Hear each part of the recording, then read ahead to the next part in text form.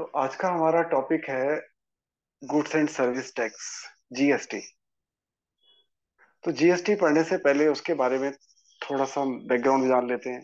क्या होता है कि जीएसटी अभी जब इम्प्लीमेंट हुआ इंडिया में 2018-19 के आसपास हुआ था, याद नहीं, देखना पड़ेगा हर बुक में। वैसे उससे पहले हमारे देश में ना बहुत सारे टैक्स होते थे, इनडायरेक्ट टैक्स। पहले तो हम ये पढ़ लेते हैं कि डायरेक्ट टैक्स क्या होता है और इनडायरेक्ट टैक्स क्या होता है। डायरेक्ट टैक्स वो होता है जो जिसकी जेब से जा रहा है, वो डायरेक्ट गवर्नमेंट को अगर दे रहा है, बीच में कोई मीडिएटर अगर नहीं है, तो वो डायरेक्ट टैक्स कहलाता है। जैसे कि वेल्थ टैक्स और इनकम टैक्स जो होते हैं डायरेक्ट टैक्स होते हैं। जैसे कि हमने अगर इनकम टैक्स पे करना है तो मैं डायरेक्ट गवर्नमेंट को देता हूँ, इनकम टैक्स डिपार्टमेंट के थ्रू डायरेक्ट गवर्नमेंट के पास चला जाता है, तो वो डायरेक्ट टैक्स। लेकिन इनडायरेक्ट टैक्स वो होता है जिसमें जो टैक्स एक्चुअल में जो दे रहा है, गवर्नमेंट को उस पर्सन से ना मिलकर के किसी और के थ्रू मिल रहा है। जैसे कि आप रेस्टोरेंट में खाना खाना जाते हो, नॉर्मली अगर नॉर्मल रेस्टोरेंट है तो 5% लगता है, और अगर किसी और बड़े अच्छे उसमें जाते हो तो उसमें थोड़ा ज्यादा 18% टैक्स लग जाता है। लग्जरी टैक्स भी की वजह से, लग्जरियस होने की वजह से। तो जो भी टैक्स का रेट है, वो टैक्स आप गवर्नमेंट को नहीं देते हो डायरेक्ट, वो आप पहले देते हो रेस्टोरेंट वाले को। फिर रेस्टोरेंट वाला आपके बिहाफ पर गवर्नमेंट के पास जमा करा देता है। जैसे आप कोई भी चीज खरीदने जाते हो, जैसे आपने एक नई कार खरीदी, तो उसके ऊपर जो भी जीएसटी बनता है, वो आप कार डीलर को देते हो, और कार डीलर फिर आपके बिहाफ पर वो टैक्स गवर्नमेंट के पास जमा करा देता है। तो इसलिए ये इनडायरेक्ट टैक्स कहलाता है। पहले, इससे पहले जीएसटी आने से पहले इंडिया में बहुत सारे टैक्स हुआ करते थे, छोटे छोटे।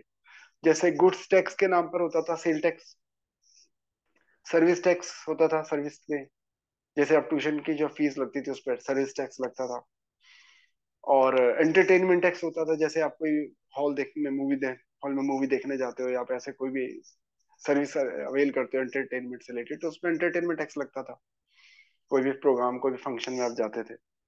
और कई तो स्वच्छता टैक्स भी लगता था, सफाई के लिए स्वच्छता अभियान चलाया था देश में, तो उसके लिए भी पैसा चाहिए था, स्वच्छता टैक्स लगा दिया। किसानों की हेल्प करने के लिए किसान टैक्स भी लगा दिया था, किसानों को भाई लोन माफ करना है, उनके लिए थोड़ी हेल्प करनी है, तो उसके लिए भी टैक्स लगाओ। तो इस तरह से बहुत सारे छोटे छोटे और लग्जरी टैक्स होता था। आप किसी अच्छी जगह जाओगे खाने पीने, या किसी अच्छे रेस्टोरेंट में, मतलब अच्छे होटल में जाओगे, तो उसमें लग्जरी अलग से होती थी, तो उसके अलग से टैक्स लगता था। तो ऐसे बहुत सारे छोटे छोटे टैक्स होते थे। उसमें हिसाब किताब रखने में बहुत ज्यादा दिक्कत आती थी। भाई अगर मैं ही हूँ, मुझे मान लो 6 अलग अलग टैक्स का हिसाब रखना है, ठीक है, तो मेरे लिए तो बड़ी दिक्कत वाली बात है। मेरे को सर्विस टैक्स भी रखना है साहब, मुझे गुड्स सेल टैक्स का भी हिसाब रखना है ना, एंटरटेनमेंट का भी रखना है, तो मुझे बड़ी बड़ी कॉम्प्लिकेशन होती थी। सबकी अपनी अपनी रिटर्न अलग अलग जाती थी, तो उसको इजी बनाने के लिए जो है गवर्नमेंट ने उसका जीएसटी लेकर आया। तो जीएसटी में क्या हो गया, ऑल ओवर इंडिया अब एक तो सेम रेट ऑफ टैक्स हो गया। मैं नहीं चलाई थी, इसको चला दो। तो उसमें काफी आसानी हो गई हिसाब किताब रखने में भी, मतलब काफी सारी एडवांटेजेस थी। चलो एडवांटेज तो बाद में देखेंगे, पहले हम पढ़ते हैं इसकी करेक्टरिस्टिक्स, जीएसटी की। तो जीएसटी की करेक्टरिस्टिक्स, पेज नंबर कौन सा है, चैप्टर हमारा 12वां चैप्टर है, हाँ। पहले इस चैप्टर को खोल ही लो पहले तो, बुक तो होनी चाहिए आपके सामने, बुक ओपन कर लो। तो करेक्टरिस्टिक्स में जैसे पहला है, it is A comprehensive indirect tax, कि बहुत सारे टैक्स को मिलाकर एक बना दिया, कॉम्प्रिहेंसिव हो गया। पहले बहुत छोटे छोटे टैक्स होते थे, अब तो बहुत वाइड रहे, बहुत सारी चीजें इसमें कवर हो गई। It can be collected and charge by A registered tax payer, obviously ऐसे थोड़ा ना कोई भी ले लेगा। पहले अपने को, जैसे अगर मुझे आपसे जीएसटी लेना है और गवर्नमेंट को देना, तो पहले मुझे उसके लिए अपने आप को रजिस्टर्ड कराना पड़ेगा जीएसटी एक्ट के अंदर। उसका एक प्रोसीजर होता है, उसके बाद ही मैं टैक्स ले सकता हूँ। तो आप जब भी किसी को देखते होगे, कुछ रेस्टोरेंट में जाते हो वहां जीएसटी लगता है, कुछ में जाते हो वहां नहीं लगता है। ऑब्वियसली तो जो टैक्स ले रहा है आपसे वही ले सकता है जिसने अपने आप को पहले जीएसटी एक्ट में रजिस्टर्ड कराया हुआ है। It is a value added tax, it is a destination based tax, it is input, gst is a assets not an expense, and gst collected is not an income but a liability। तो ये सारी point characteristics आपको तभी समझ में आएंगी जब आप उसको पहले न्यूमेरिकली समझोगे। यानी जीएसटी का एक बार आपको सिस्टम समझ में आएगा, तो आपको पता चलेगा कि ये डेस्टिनेशन बेस्ड टैक्स है। इनपुट जीएसटी क्या होता है और वो असेट्स क्यों है, आउटपुट जीएसटी या जीएसटी जो कलेक्ट किया है वो इनकम क्यों नहीं है, वो लाइबिलिटी क्यों है। और ये डेस्टिनेशन बेस्ड टैक्स क्या है, मतलब ये सारी चीजें एक बार मैं आपको कोशिश करता हूँ, एक बार न्यूमेरिकल जीएसटी का प्रोसीजर समझाता हूँ, जिससे आपके सारे पॉइंट अपने आप क्लियर हो जाएंगे। तो पहले एक बार इसे देख लो, नोट नहीं करने की जरूरत, खाली देख लो समझ लो।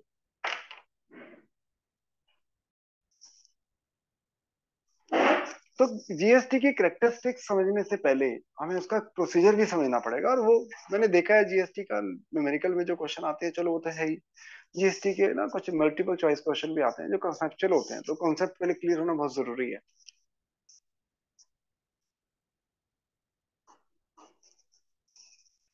देखो, ऐसा होता है कि जीएसटी ऑब्वियसली तब लगता है जब हम कोई चीज खरीदने जाते हैं या हम कोई सर्विस अवेल करते हैं। जो सर्विस प्रोवाइडर होता है या वेंडर होता है वो जीएसटी लेता है, और जो सर्विस अवेल कर रहा है, जो परचेजर होता है, वो जीएसटी पे करता है। जैसे मान लो चार पार्टी है, ए, बी, सी और डी। ए ने बेचा गुड्स बी को, बी ने बेचा सी को, और सी ने बेचा डी को, और डी फाइनली फाइनल कंज्यूमर है, मान लो, ऐसा मान लेते हैं। ए से बी के पास गया, बी से सी के पास, सी से डी के पास। जैसे मान लो जब ए से बी के पास गया गुड्स, तो ए ने बी को 1 लाख रुपए का माल बेचा, फॉर एग्जाम्पल। और हम मान लेते हैं कि जीएसटी का रेट 10% है, ऐसा मान लेते हैं। तो 1 लाख रुपए का गुड्स अगर सेल किया ए ने बी को, तो सबसे पहले एक बात बताओ सावी, या चलो सावी, आपको मेरी आवाज आ रही है? पर आपकी बहुत कम है। चलो, तो बताओ ए बी से कितना टैक्स चार्ज करेगा, जीएसटी कितना चार्ज करेगा? 10,000। 10,000। तो यानी ए बी से टोटल मिलाकर लेगा 1,10,000 रुपए, 1,10,000। 1 लाख गुड्स के लेगा और 10,000 टैक्स के लिए, यानी कि बी ने ए से जब गुड्स खरीदा, तो बी ने 1 लाख रुपए गुड्स के भी दिए, 10,000 जीएसटी का दिया, तो बी के जैसे टोटल 1,10,000 चले गए। लेकिन ध्यान रखना, बी के लिए ये खर्चा नहीं है, बी के लिए ये असेट्स है। ए के लिए ये इनकम नहीं है, ए के लिए लाइबिलिटी है। ऐसा क्यों? पहले बात करता हूं मैं ए की। ए ने बी से जो 10,000 का टैक्स लिया है, वो ए के लिए इनकम नहीं है, ए के लिए लाइबिलिटी है।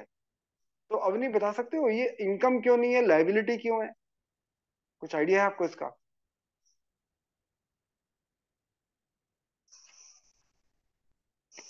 तो ए के लिए ये एक लाइबिलिटी है, क्योंकि ये जो पैसे ए को मिले हैं, ये ए को नहीं मिलने फाइनली, ये फाइनली गवर्नमेंट के पास जाने हैं।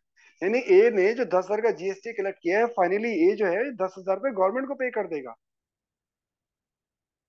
तो बी ने ए को भले ही दिए, ए ने देने हैं फिर फाइनली वो गवर्नमेंट को।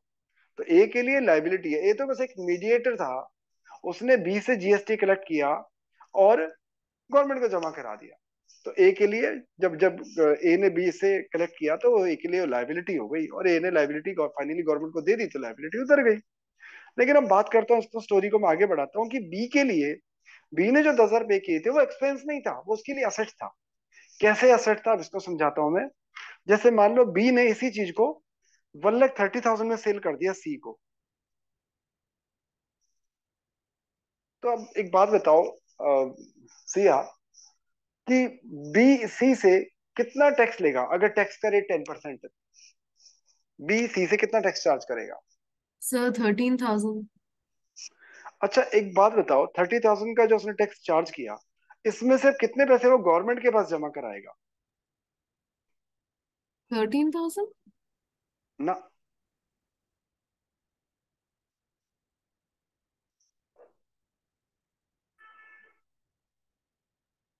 3,000। क्योंकि मैंने बताया था कि बी के लिए जो 10,000 रुपये जीएसटी पे करा था उसने ए को, बी ने, बी के लिए वो असेट्स थी, as a advance payment of tax.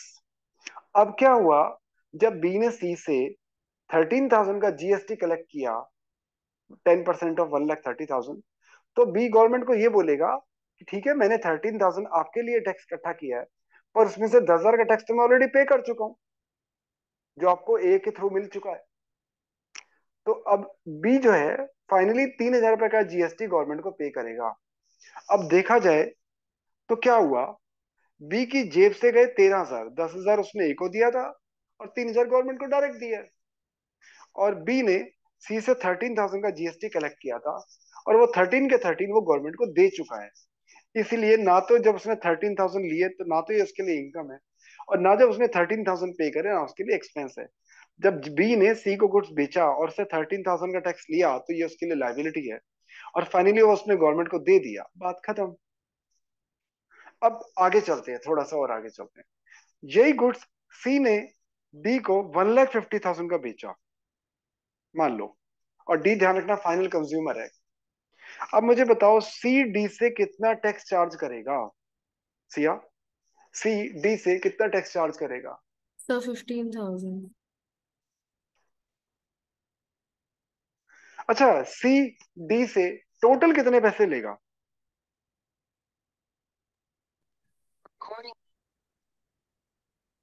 मैंने लिख दिया, बताओ बताओ कितने लेगा?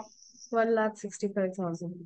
भाई 1.5 लाख रुपए गुड्स के लेगा, 15,000 टैक्स के लेगा, ऐसे ही। अच्छा बताओ सिया, बी ने सी को 1,30,000 का गुड्स सेल किया था, तो बी सी से कितने रुपए लेगा टोटल टैक्स मिलाकर?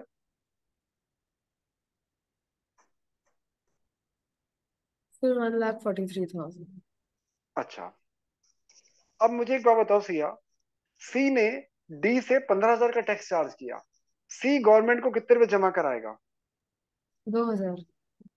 2,000, क्योंकि 15,000 में से 13,000 तो वो ऑलरेडी बी के थ्रू गवर्नमेंट के पास पहुंचा चुका है, बी और ए के थ्रू। अब तो वो खाली 2,000 रुपये देगा गवर्नमेंट को। अच्छा एक बात बताओ सिया, टोटल कितना टैक्स मिला गवर्नमेंट को? 15,000। 15,000। क्यों 15,000 मिला? क्योंकि फाइनल सेल वैल्यू जो थी वो थी 1.5 लाख रुपए, और 1.5 लाख रुपए का टैक्स मिलना, 1.5 लाख का 10% बनता है 15,000, तो टोटल 15,000 का ही टैक्स मिलेगा। अब मैं आपको एक बार फिर से स्टोरी समझा देता हूँ जो मैंने बोली थी, क्योंकि कुछ बच्चे डिस्कनेक्ट हो गए थे। फिर मैं इसकी कैरेक्टरिस्टिक फिर से एक्सप्लेन करूंगा, अब समझ में आएगी आपको। तो देखो, ए ने बी को माल बेचा 1 लाख रुपए का, जीएसटी का रेट है 10%। तो ए ने बी से 10,000 का जीएसटी लिया और ए ने वो जीएसटी गवर्नमेंट को जमा करा दिया। अब बी ने उसी गुड्स को सी को सेल करा 130 में, यानी 30,000 रुपए अपने तरफ से प्रॉफिट ऐड किया, 130 का बेच दिया। तो बी ने सी से 13,000 का टैक्स भी लिया होगा, टोटल 143 लिए होंगे, पर जो 13,000 का टैक्स लिया वो 13,000 में से 10,000 तो वो ऑलरेडी दे चुका है। अब सी को जो गवर्नमेंट को देनी है वो 3,000 रुपये देने हैं, उसकी टैक्स लाइबिलिटी 3,000 की रहेगी। 13,000 उसने कलेक्ट किया था जीएसटी, जिसमें से 10,000 का जीएसटी वो ऑलरेडी दे चुका है ए के थ्रू गवर्नमेंट को, और वो 3,000 रुपये गवर्नमेंट को जमा करा देगा। अब यही चीज सी ने डी को 1,50,000 में सेल करी, सी ने डी से 15,000 का टैक्स कलेक्ट किया, पर सी गवर्नमेंट के पास कितने देगा? सी बोलेगा गवर्नमेंट को कि 15,000 का टैक्स मैंने कलेक्ट किया, ये मेरी लाइबिलिटी है, बट उसमें से 13,000 का टैक्स आपको ऑलरेडी मिल चुका है, सी बोलेगा गवर्नमेंट को, क्योंकि उसमें से 13,000 में से 3,000 बी के थ्रू पहुंच चुका है, 10,000 ए के थ्रू पहुंच चुका है, तो टोटल 13,000 गवर्नमेंट को मिल चुका है। अब जो सी है गवर्नमेंट को केवल 2,000 रुपये देगा। ये थी स्टोरी जो मैंने एज्यूम करके बनाई है। अब मैं इसके बेस पर आपको एक इसकी वो समझाता हूँ जो इसकी करेक्टरिस्टिक्स है। जैसे कि पेज नंबर 12.2 पर देखो, थर्ड करेक्टरिस्टिक दी है, it is a value added tax. Value added tax, अब ये कैसे वैल्यू एडेड टैक्स है? आप देखो, बी ने खरीदी थी चीज कितने में? 1 लाख में। बी ने इसी चीज को सेल कितने में किया है? 130 में। उसने अपनी तरफ से, बी ने अपनी तरफ से कितनी वैल्यू ऐड करी है सिया? बी ने अपनी तरफ से कितनी वैल्यू एडेड करी है उसमें? 3,000। 30,000। अच्छा, एक लाख की 30,000। खरीदी, 1 लाख की खरीदी, 130 की बेची, तो उसने कितनी वैल्यू ऐड करी है उस गुड्स में? 30,000। 30,000 का 10% कितना बनता है? 3,000। तो वही 3,000 उसने गवर्नमेंट को दे दिए। अब फोकस करो सी पे। सी ने गुड्स खरीदा था 130 में, और सी ने उसी गुड्स को बेचा है 150 में, तो सी ने अपनी तरफ से कितनी वैल्यू ऐड करी है? 20,000। 20,000 का 10% बनता है 2,000। तो आप ये नोटिस करोगे जो जो डीलर जितनी जितनी वैल्यू ऐड करता जा रहा है, वो उसी वैल्यू के ऊपर टैक्स पे करता जा रहा है, इसीलिए इसको हम बोल सकते हैं वैल्यू एडेड टैक्स। ये इसकी करेक्टरिस्टिक है। अगला है it is A destination based tax. आपने ये बात नोटिस करी, ए बी सी तीनों के लिए ना तो ये कोई खर्चा था टैक्स, ना ये कोई इनकम थी। ए ने 10,000 रुपए लिए तो 10,000 गवर्नमेंट को दे दिए। बी ने अगर 13,000 रुपए लिए हैं कस्टमर से तो 10,000 वो ए को दे चुका है, 3,000 गवर्नमेंट को दिए। सी ने अगर 15,000 रुपए टैक्स कलेक्ट किया है डी से, तो 15,000 में से 13,000 वो बी को दे चुका है और 2,000 रुपए उसने गवर्नमेंट को दे दिए। लेकिन फाइनल बर्डन जो आया वो आया फाइनल कंज्यूमर के ऊपर। जो फाइनल कंज्यूमर था डी, बर्डन उस पर ही आया, खर्चा ही उसका है, इसीलिए इसको बोलते हैं destination based tax. Supply based tax भी है, सप्लाई जैसे जैसे होती जाती है वैसे वैसे टैक्स लगता जाता है, स्टेप बाय स्टेप लगता है, एक साथ नहीं गया गवर्नमेंट को मिला, हर स्टेप पे उसको टैक्स मिलता गया। यानी 15,000 रुपए का टैक्स गवर्नमेंट को एक साथ नहीं मिला, जैसे जैसे सप्लाई में होती चेन चलती गई टैक्स मिलता गया। अब ध्यान से पढ़ना, input tax credit of GST paid is allowed at it is an assets not an expense. इस बात को एक बार नोट कर लो कि जो हम टैक्स पे करते हैं वो कहलाता है इनपुट जीएसटी, और जो हम टैक्स कलेक्ट करते हैं वो कहलाता है आउटपुट जीएसटी। जो हम टैक्स पे करते हैं खरीदते वक्त या खर्चों की पेमेंट करते वक्त उसको बोलते हैं इनपुट जीएसटी, से नोट कर लो। और जो टैक्स हम कलेक्ट करते हैं गुड्स सेल करते वक्त या सर्विस डिलीवर करते वक्त, सर्विस बेचते वक्त, तो जो हम टैक्स कलेक्ट करते हैं अपनी कस्टमर से उसको बोलते हैं आउटपुट जीएसटी।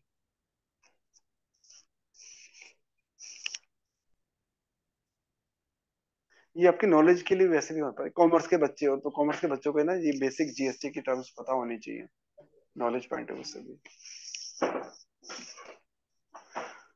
तो इनपुट जीएसटी वो कह रहा है खर्चा नहीं है असेट्स है, खर्चा नहीं है असेट्स है। मान लेता हूं कि सबने नोट कर लिया होगा। अब ऐसा वो क्यों कह रहा है?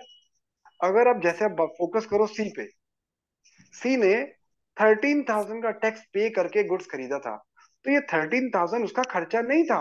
क्यों नहीं था? क्योंकि जब सी ने डी से 15,000 का टैक्स कलेक्ट किया तो ये सी की लाइबिलिटी थी, जिसमें से 13,000 का उसने बेनिफिट उठाया, जो टैक्स वो पहले ही पे कर चुका था, तो फाइनली उसको 2,000 देने पड़े।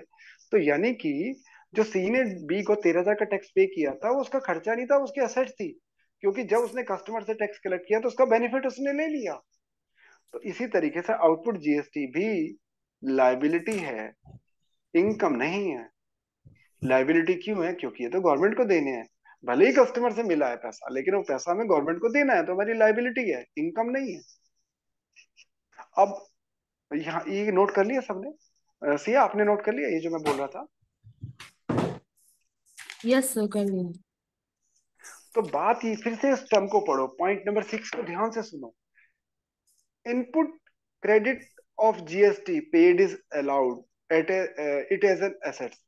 इनपुट जीएसटी क्रेडिट क्या होता है?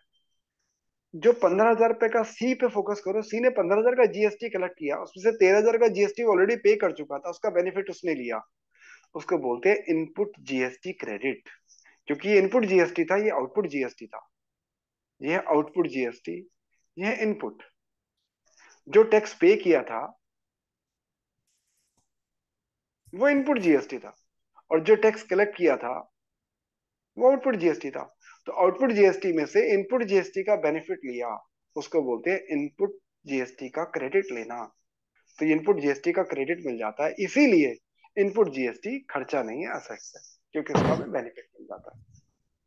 सेम आगे बता रखा है कि जीएसटी जो कलेक्ट किया है वो एक इनकम नहीं है, लाइबिलिटी है, मतलब जब से पढ़ ही रहे हैं। Unlike earlier indirect tax system, GST does not have cascading effect. Cascading effect होता है कि बार बार टैक्स लगना। जब ये सिस्टम नहीं आया था, जब ये सिस्टम नहीं आया था तो उससे पहले टैक्स ना बार बार लग जाता था, डबलिंग ट्रिपलिंग हो जाती थी टैक्स की, क्योंकि उसमें इनपुट जीएसटी क्रेडिट नहीं मिलता था। जैसे मान लो मैंने चीज राम को बेची, राम से जीएसटी लिया, मतलब टैक्स लिया, गवर्नमेंट को दे दिया, राम ने मोहन को बेचा। राम मोहन से टैक्स लेता था, पूरा का पूरा टैक्स गवर्नमेंट के पास जमा करा, तो चीज महंगी होती जाती थी, प्राइस बढ़ता जाता था। भाई कोई अपनी जेब से तो टैक्स देगा नहीं, कस्टमर से ही वसूलेगा। यानी फाइनल कस्टमर के पास जब वो चीज पहुंचती थी तो उसके ऊपर कई गुना टैक्स लग चुका होता था। तो अब वो चीज नहीं होती, क्योंकि आपने इस पूरे सिस्टम में नोटिस किया, भले ही टैक्स ए भी दे रहा है, बी भी दे रहा है, सी भी दे रहा है, लेकिन फाइनली 10% ही टैक्स गया है, मिला है। 1.5 लाख का 10%, 15,000 ही टैक्स मिला है गवर्नमेंट को, फालतू नहीं मिला, डबलिंग नहीं हुई है, काट काट कर ही गवर्नमेंट को टैक्स मिला है। तो वो चीज महंगी नहीं होती। जब हम जैसे मैंने कोई चीज 2 लाख की खरीदी और मैंने 20,000 का टैक्स दे के खरीदी, और मैंने आगे बेचना है, तो मुझे पता है मैंने 2 लाख की चीज खरीदी, अगर वो 2,10,000 की भी बेचूंगा तो मुझे बेनिफिट है।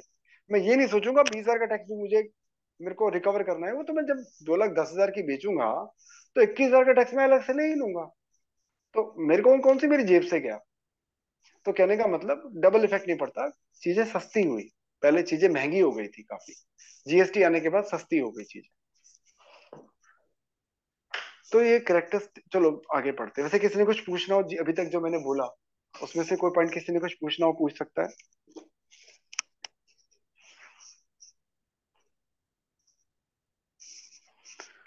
चलो अगला टॉपिक आता है।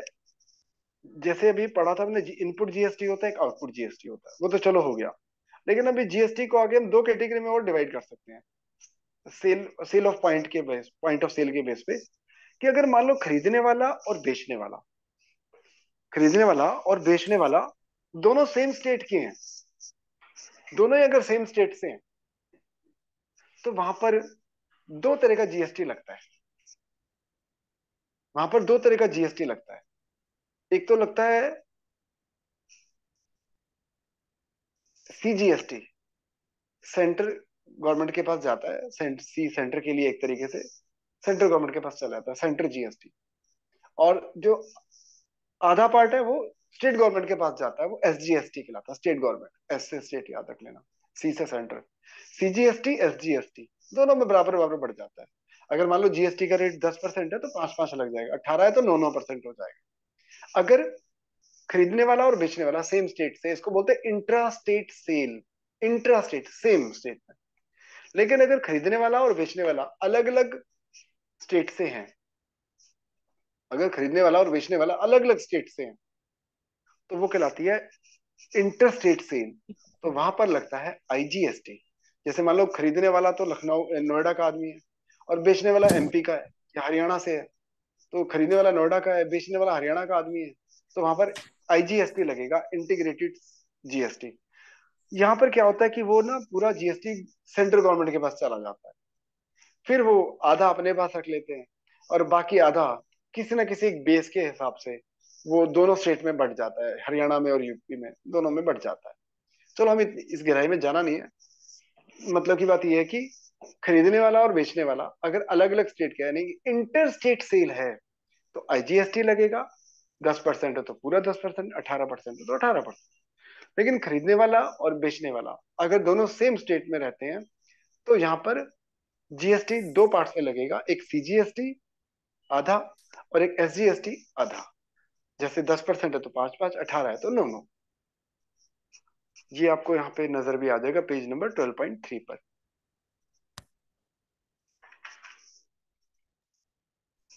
किसी को कुछ पूछना है? आईजी, ये क्या कहते हैं, आईजीएसटी कब लगेगा, सीजीएसटी एसजीएसटी कब लगेगा?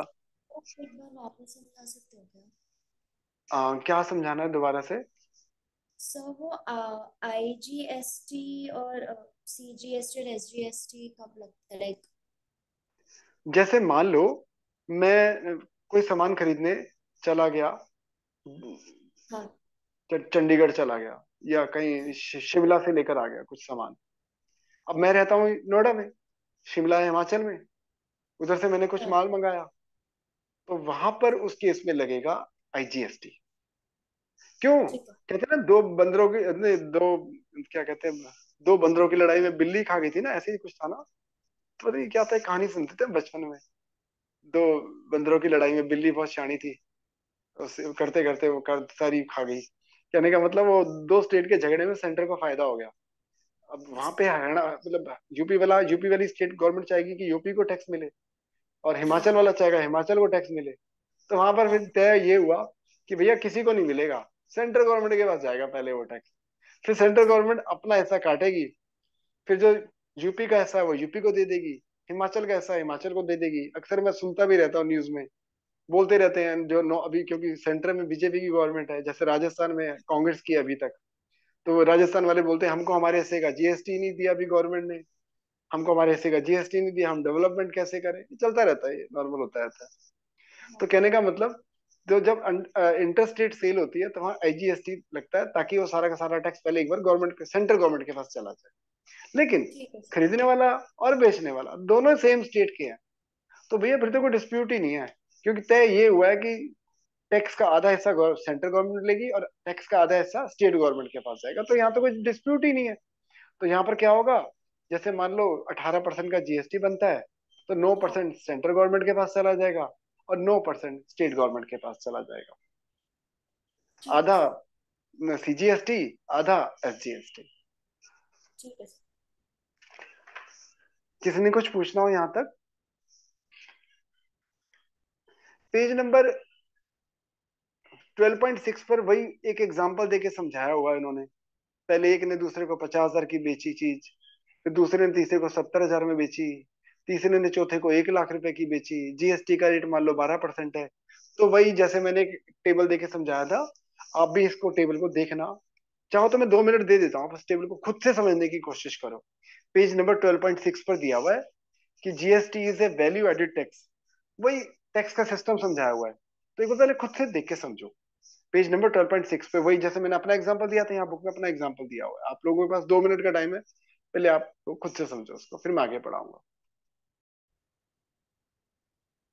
अब अवनी ने पूछा है जीएसटी सेट ऑफ करने का मतलब क्या होता है, क्या सेट, कैसे सेट ऑफ होता है। आपको मैं अभी ऐसे हाथ में पकड़ के समझा देता हूँ एक बारी। 1 मिनट रुको। जैसे आपको ये दिख रहा होगा, हाँ मैंने सर। इसमें बताया था कि बी ने ए से कितने का गुड्स खरीदा था? 1 लाख का। 1,30,000। हाँ, 1 लाख का खरीदा, ठीक है जी। तो हाँ। बी ने ए को कितने का टैक्स पे किया था? 10,000 का। उसी गुड्स को बी ने सी को कितने में सेल करा? 1,30,000। और से कितना टैक्स कलेक्ट किया? 13,000। पर गवर्नमेंट को कितने दिए बी ने? 3 लाख 3,000। ती- क्यों? क्योंकि 13,000 का जो टैक्स कलेक्ट किया है उसमें से 10,000 का जीएसटी सेट ऑफ किया। इसको बोलते हैं इनपुट जीएसटी क्रेडिट लेना, या जीएसटी सेट ऑफ करना। 10,000 का जीएसटी सेट ऑफ किया, यानी कि इनपुट हाँ क्रेडिट लिया। इसी को इनपुट क्रेडिट बोलते हैं, इसी को हम जीएसटी सेट ऑफ करना बोलते हैं। सर, तो वो 10,000 माइनस इसलिए हुए क्योंकि हमने पहले गुड्स के परचेज के टाइम लिया था। हाँ, क्योंकि तो 10,000 रुपये जो हमने पे किए थे, वो हमारा एडवांस पेमेंट ऑफ टैक्स था। हमने गवर्नमेंट को अच्छा। बोला था ये 10,000 रुपये एडवांस टैक्स हम तुम्हारे पास भिजवा रहे हैं। और फिर जब हमने ठीक है। कस्टमर से टैक्स कलेक्ट किया, तो उसमें से सीधी सी बात है, अगर मैंने गवर्नमेंट को हाँ। 10,000 रुपये एडवांस दे रखे हैं और मेरे को गवर्नमेंट के लिए मुझे 13,000 देना है, तो मैं 13,000 में से 10,000 काट के ही दूंगा। ठीक है सर। तो चलो अब आगे पढ़ते हैं। मान लेता हूँ कि सबने एग्जाम्पल देख लिया होगा, ये 12.6 पेज पे जो दिया हुआ है। अभी वैसे कुछ चीजें और भी पढ़नी है, जैसे कि कौन कौन से जीएसटी एग्जाम्प्ट होते हैं। वैसे तो बहुत सिंपल है, बुक में लिस्ट दी हुई है कि किस किस आइटम पे जीएसटी लगता ही नहीं है। जैसे स्टाफ को सैलरी देते हैं तो उस पर जीएसटी नहीं लगता है, वगैरह वगैरह। और कौन कौन से जीएसटी जिनका इनपुट क्रेडिट नहीं मिलता। जैसे कि सिंपल सा एक रेस्टोरेंट का है, आप रेस्टोरेंट में खाना खाने जाते हो, उसमें जो जीएसटी देते हैं उसका इनपुट क्रेडिट नहीं मिलता खरीद खाने वाले को, उस वो जीएसटी का हमें एज ए असेट्स नहीं, एज ए एक्सपेंस ही रिकॉर्ड करना होता है। ठीक है, लेकिन इसमें फिर भी कई बार पॉइंट आता है, रिवर्स चार्ज क्या होता है। पेज नंबर देखो 12.8। तो कई बार आ जाता है व्हाट इज रिवर्स चार्ज। तो जैसे कि आप लोगों को मैंने आज की क्लास के स्टार्टिंग में बताया था कि जो जीएसटी है ये एक तरह का इनडायरेक्ट टैक्स है। क्या होता है indirect tax Avani? Direct tax और इनडायरेक्ट टैक्स में क्या डिफरेंस होता है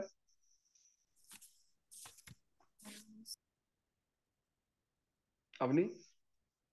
डायरेक्ट टैक्स और इनडायरेक्ट टैक्स में क्या डिफरेंस होता है?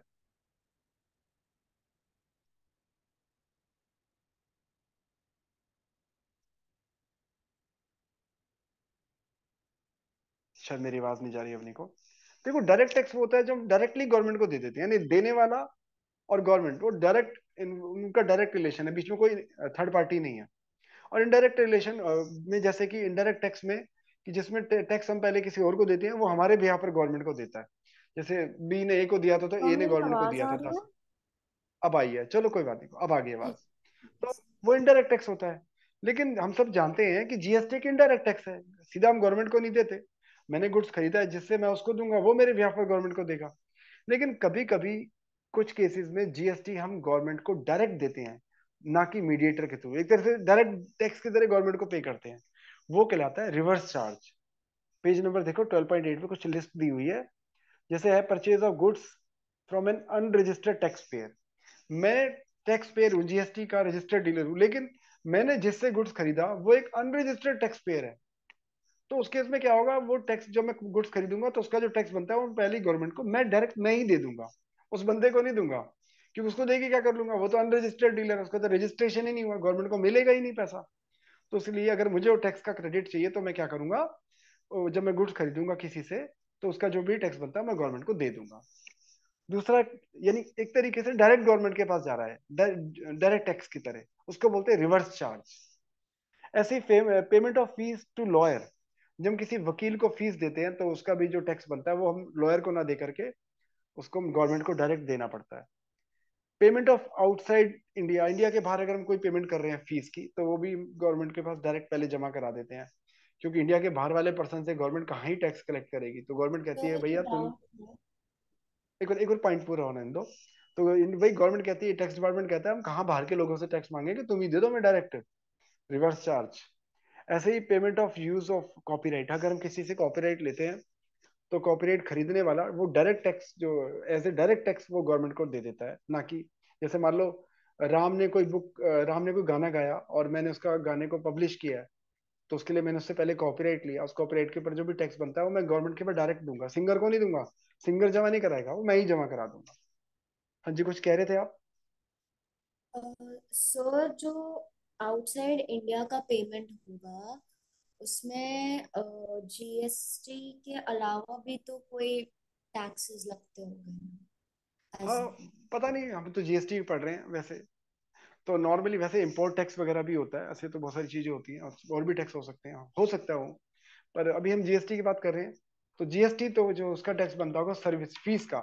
कोई इंडिया के बाहर से अगर हम उससे किसी से प्रोफेशनल से फीस सर्विस ले रहे हैं, और सर्विस की अगर हम कोई फीस दे रहे हैं, तो वो फीस हम डायरेक्ट गवर्नमेंट के पास जमा करा देते हैं पहले ही। हम उस बंदे को जैसे जैसे मान लो किसी सिंगर से हमने कोई परफॉर्मेंस ली है, उस परफॉर्मेंस के ऊपर जो हमने मतलब उसको जो फीस पे करनी है उस परफॉर्मेंस की, तो फीस हम गवर्नमेंट के पास, उस फीस की जो टैक्स बनता है वो गवर्नमेंट के पास डायरेक्ट दे देते हैं। चलो काम की बात करते हैं। तो थ्योरी था बस, ज्यादा इसमें से इतने हाई लेवल के न्यूमेरिकल नहीं आने हैं, बहुत बेसिक से थ्योरी, मतलब थ्योरी पॉइंट से मुझे समझाना था ये पॉइंट। अब आगे मुझे समझाना है इसका अकाउंटिंग ट्रीटमेंट। ये तो थी थ्योरी इसकी, लेट हो गए थोड़ा सा। तो सब लोग नोट करो इसका अकाउंटिंग ट्रीटमेंट ऑफ जीएसटी। थोड़ा लेट हो गया आज। Accounting treatment of GST,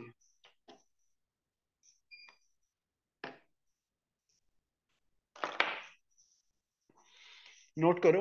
accounting treatment of GST, ध्यान रखना, journal, ledger, trial balance, cash book, subsidiary book, depreciation का चैप्टर, ये सारे चैप्टर में जीएसटी आता है। तो आपको जीएसटी की बेसिक नॉलेज और जर्नल एंट्री की होनी चाहिए, अदरवाइज आपको बहुत दिक्कत आ जाएगी। तो इसलिए जो मैं लिखवा रहा हूँ उसको अच्छे से समझ के लिखना, और उसके क्वेश्चन भी करने हैं आपको, ज्यादा नहीं है, थोड़ी क्वेश्चन है। तो सबसे पहला है परचेज ऑफ गुड्स और payment of expenses. Purchase of goods और पेमेंट ऑफ एक्सपेंसेस, हमने गुड्स खरीदा या हमने किसी खर्चे की पेमेंट करी, तो उसके साथ जीएसटी भी लगेगा, तो उसका कैसे ट्रीटमेंट होगा। पर ये सोचो, अगर हमने गुड्स खरीदा है तो हमें जीएसटी मिलेगा कि हम जीएसटी पे करेंगे? सोचो, आप जब गुड्स खरीदते हो, सर, पेमेंट करते हैं, एज ए एक्सपेंस डेबिट करोगे कि एज ए असेट्स डेबिट करोगे? उस जीएसटी को जो हमने जीएसटी के लिए अमाउंट पे करी है, उस जीएसटी को एज ए एक्सपेंस डेबिट करोगे कि एज ए असेट्स डेबिट करोगे? एक्सपेंस। अभी बता रहा था कि जीएसटी एक्सपेंस नहीं होता, असेट्स होता है। ये देखो यहाँ लिखा है मैंने, ये कहाँ है? दिखेगा कैसे? ये यहाँ लिखा हुआ है, ये रहा। कि ये जीएसटी पेड जो करते हैं हम, वो इनपुट जीएसटी होता है, और वो एक्सपेंस नहीं होता, वो हमारा असेट्स होता है। क्यों असेट्स होता है? क्योंकि उसका बेनिफिट मिल जाता है। अभी तो हमने पे करा एज ए एडवांस पेमेंट, जब कस्टमर से जीएसटी लेंगे तो उसका बेनिफिट मिल जाएगा। उसको काट के हम गवर्नमेंट को, हम तो मीडिएटर, हमारी जेब से ना फालतू पैसे आए ना फालतू गए। हाँ, फाइनल कंज्यूमर के लिए खर्चा है, ऑब्वियसली फाइनल कंज्यूमर के लिए खर्चा है, मीडिएटर के लिए असेट्स होती है। तो अभी तो हम एज ए बिजनेस बात कर रहे हैं, तो हम मीडिएटर हैं, हम कंज्यूमर नहीं है, हम बिजनेस हैं। तो हम जो एसेट जीएसटी पे कर रहे हैं हमारी एसेट्स है, उस एज ए एसेट्स उसको डेबिट करेंगे। तो एंट्री लिखो, purchase account debit, purchase account oblique expense account debit. मैं ज्वाइंट एंट्री कर रहा हूँ एक साथ, सेम ट्रीटमेंट है। Purchase oblique expense account debit, purchase oblique expense account debit.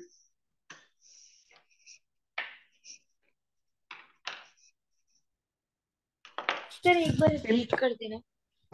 Purchase oblique इन एक्सपेंस अकाउंट डेबिट, परचेज भी डेबिट होता है, खर्चा है, एक्सपेंस भी डेबिट होते हैं, खर्चा है। परचेज टर्म यूज होती है गुड्स के लिए, बाकी सर्विसेज के लिए एक्सपेंस लिखते हैं। Purchase oblique expense oblique assets भी कर लो, असेट खरीदते वक्त भी तो जीएसटी जाता है, असेट्स को भी डेबिट कर लो। Purchase oblique expense oblique assets account debit. आप गुड्स खरीद रहे हो तो भी जीएसटी देते हो, आप खर्चे की पेमेंट कर रहे हो तो भी जीएसटी देते हो, आप असेट खरीद रहे हो तो भी जीएसटी पे करते हो।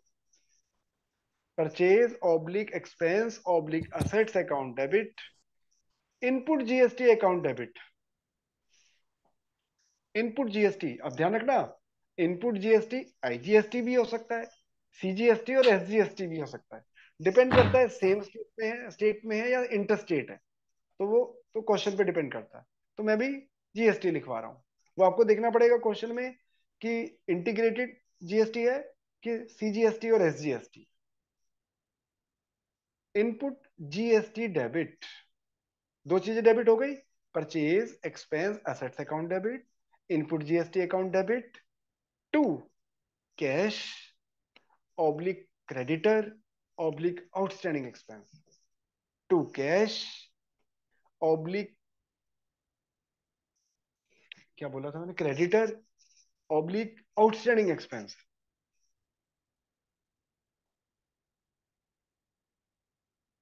देखो क्रेडिटर कब आएगा, जब हमने उधार माल खरीदा है, when we purchase goods on credit. To cash कब आएगा, जब हमने कैश में माल खरीदा है या कैश में खर्चों की पेमेंट करी है। टू आउटस्टैंडिंग एक्सपेंस कब आएगा, कि कोई खर्चा हुआ लेकिन हमने अब इसकी पेमेंट नहीं करी, तो उसके लिए आउटस्टैंडिंग एक्सपेंस आएगा। ध्यान रखना, अगर हमने किसी खर्चे की पेमेंट नहीं करी तो इसका मतलब ये नहीं कि जीएसटी नहीं लगेगा। अगर हमने गुड्स खरीदा और पेमेंट नहीं करी तो इसका मतलब ये नहीं कि जीएसटी, जीएसटी तो लगना ही लगना है, चाहे पेमेंट अभी करो चाहे बाद में करो, जीएसटी तो लग गया। तो इसलिए जीएसटी तो हम डेबिट कर ही देते हैं पहले। तो ये तो हो गई गुड्स खरीदने की एंट्री, असेट खरीदने की एंट्री, एक्सपेंसेस की एंट्री। अब दूसरे लिखो, number two, sale of assets और पेमेंट ऑफ और income. Sale of assets, sorry, sale of goods, sorry, sale of goods और इनकम, सेल ऑफ गुड्स और इनकम।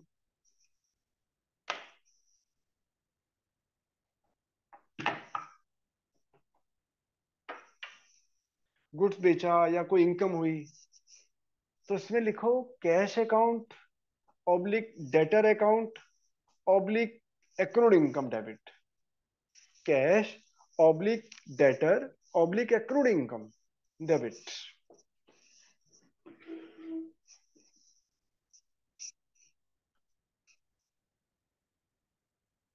अगर माल बेचा है और या कोई इनकम हुई है और कैश मिल गया तो कैश अकाउंट डेबिट होगा।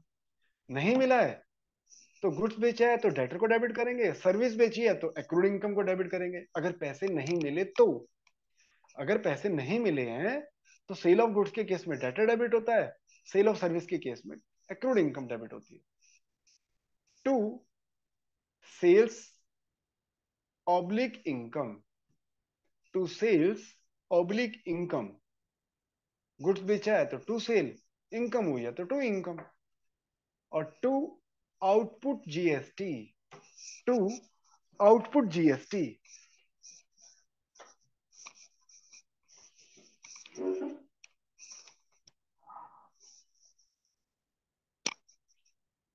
आउटपुट जीएसटी को मैंने क्रेडिट क्यों किया सिया, एज ए इनकम या as a liability? Sir liability. हाँ, क्योंकि हम तो मीडिएटर हैं, इधर से कस्टमर ने दिया, इधर हम गवर्नमेंट को दे देंगे, हम तो मीडिएटर है, हम ना तो मिलते वक्त हमारी लाइबिलिटी है और देते वक्त हमारा खर्चा नहीं है, वहां से लाइबिलिटी की पेमेंट करिए, बात खत्म। अच्छा, अब एंट्री करो सेल्स रिटर्न की entry, sales number 3, sales return. वैसे जनरली क्या एंट्री होती है सिया? कोई कस्टमर हमें गुड्स रिटर्न कर देता है, सेल्स रिटर्न होती है, तो हम उसकी क्या एंट्री करते हैं? Sales return debit to debtor. Customer letter. लेकिन एक बात बताओ, कस्टमर से जो जीएसटी लिया था वो हम रख लेंगे या वो भी वापस कर देंगे? वापस कर देंगे। बिल्कुल। जब कोई खरीदी हुई चीज हम वापस करते हैं तो जितने में खरीदी है उतने में वापस होती है, यानी कि जीएसटी भी कैंसिल हो जाता है। अब जो बेचने की एंट्री थी उसकी रिवर्स एंट्री कर दो, sale account debit, output GST debit to debtor, sale account debit, output GST debit to debtor, उल्टी एंट्री हो गई।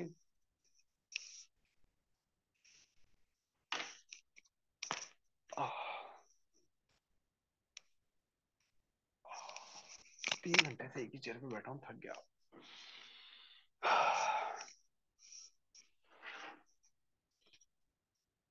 Cell account debit, output GST debit to customer. Output GST को डेबिट करके मैं कैंसिल कर रहा हूं, क्योंकि उसका क्रेडिट बैलेंस था, वो लाइबिलिटी थी।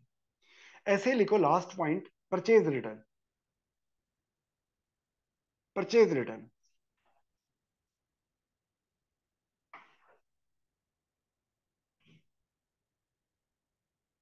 सामना, बता सकते हो परचेज रिटर्न की क्या एंट्री होगी?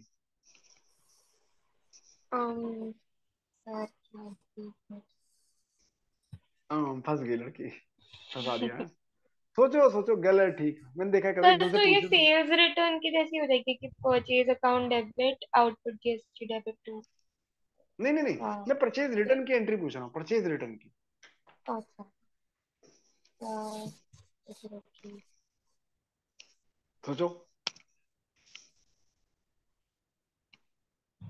बताओ मेघना, आपके हिसाब से क्या एंट्री होनी चाहिए इसकी?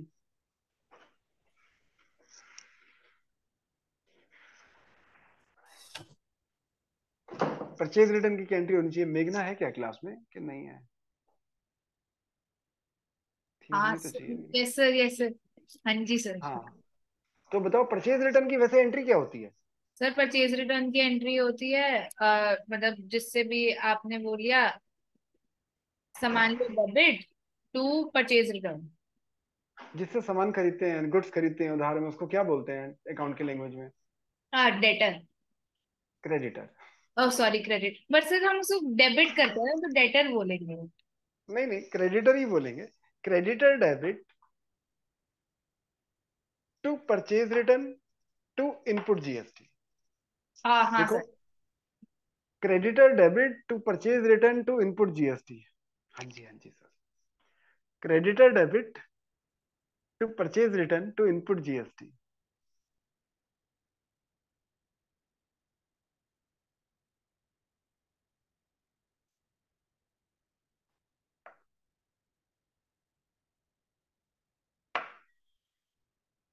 लिख लिया होगा ऐसा मान लेता हूं मैं।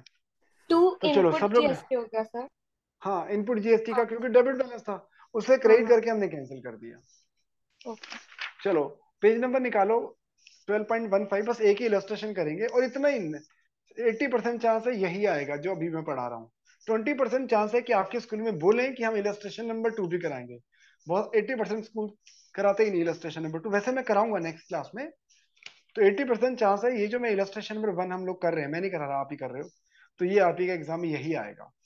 एक एंट्री करके बताता हूँ, इलस्ट्रेशन नंबर 1 निकाल लो सब लोग।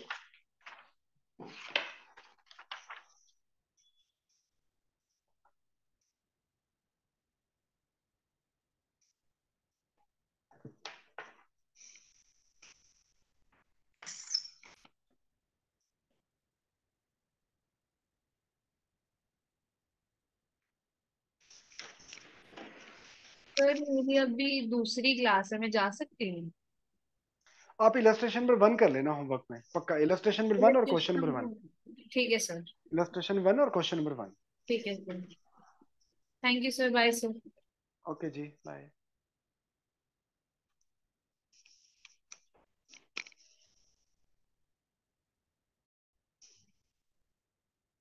Illustration number 1।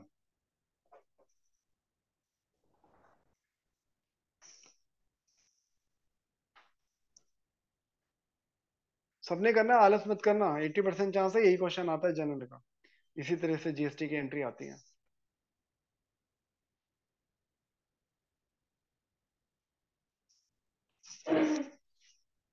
Generalize following transaction of the Ramesh for April 2023. Number 1, April 3. Purchase goods in cash for rupees 5,000 plus CGST, SGST at 9% each. Goods खरीदा है 5,000 का, तो परचेज अकाउंट डेबिट 5,000।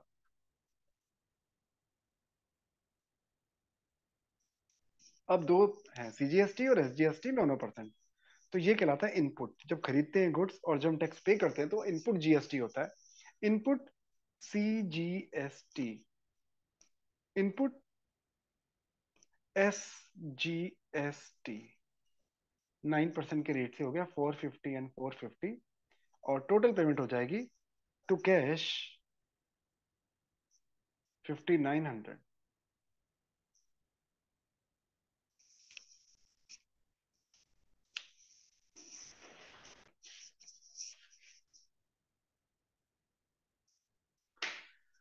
अब आगे की एंट्री आपने खुद से करनी है। फटाफट शुरू हो जाओ, बस 5 मिनट का टाइम है। विद इन 5 मिनट सबने एंट्री कर देनी है। इजी है, चिंता मत करना।